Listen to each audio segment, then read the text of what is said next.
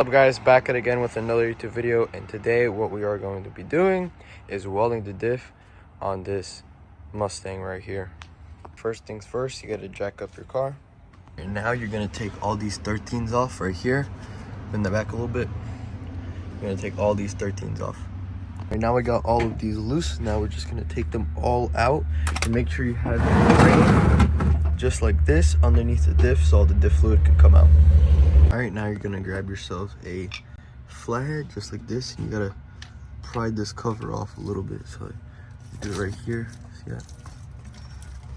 And then the fluid will start coming out. So just don't go all the way, just like that, just to drain all the fluid out. So it should look something like this. Alright, so now you got to put the car in neutral and make the spider gears show right here. So you can tell, I brake cleaned them right here, which is all good. That's exactly what we need. We need them to be dry. One thing I would say to be careful about is when you're brake cleaning, make sure it's fully dried out before you put a torch to this and light this up before you weld it. I'll grab like a towel, clean all this off where all the brake cleaner was, because there's a pool in here of brake cleaner, and you do not want to light this up because the fuel tank is right here. So yeah, not a good idea to light this on fire. Make sure this is all dry and cleaned up before you weld. So we got ours all nice over here. You can tell no more fluid is left over there. So now basically what you have to do is you have to grab your torch right here. You're gonna turn it on. Make sure all the brake cleaner is dried off before you do this, before you burn up your whole car.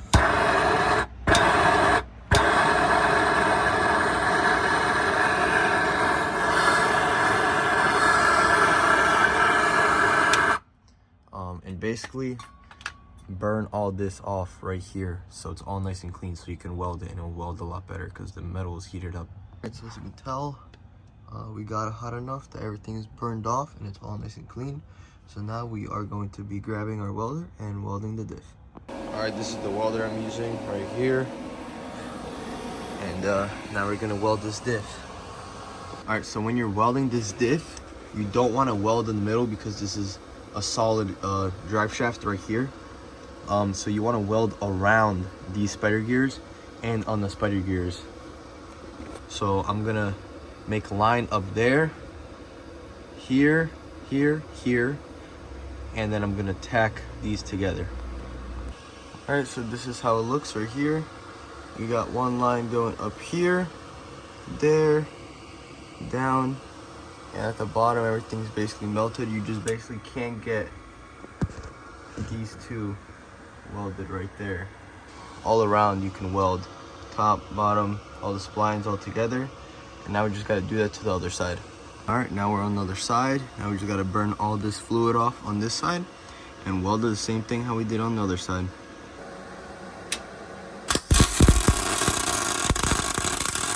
All right, so we got both sides done, so they are all good. Now we just have to let it cool down before we can put the gasket maker on and reseal the diff.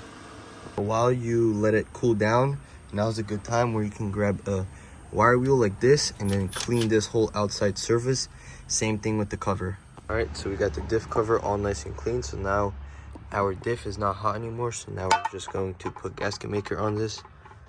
You got to make sure you use this one because this one is gear oil gasket maker. So now let's put it on.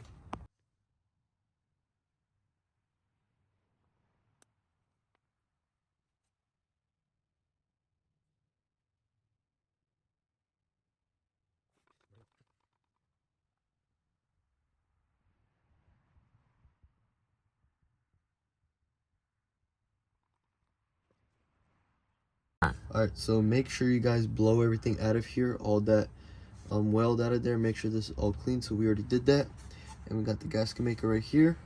So now we're just going to throw it on right here. I'm gonna grab the bolt. Up more. Yeah. And we're just gonna put all the bolts together and tighten it down.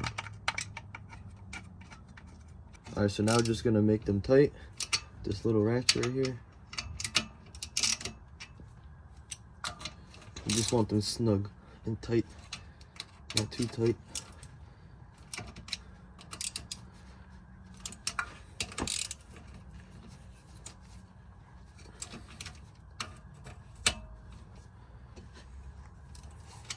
Alright, so we let our diff sit overnight with the gasket maker, and now it's all hard, which is good. So now we can get the fill plug right here off, and it's a 3/8 ratchet. Right here, 3/8.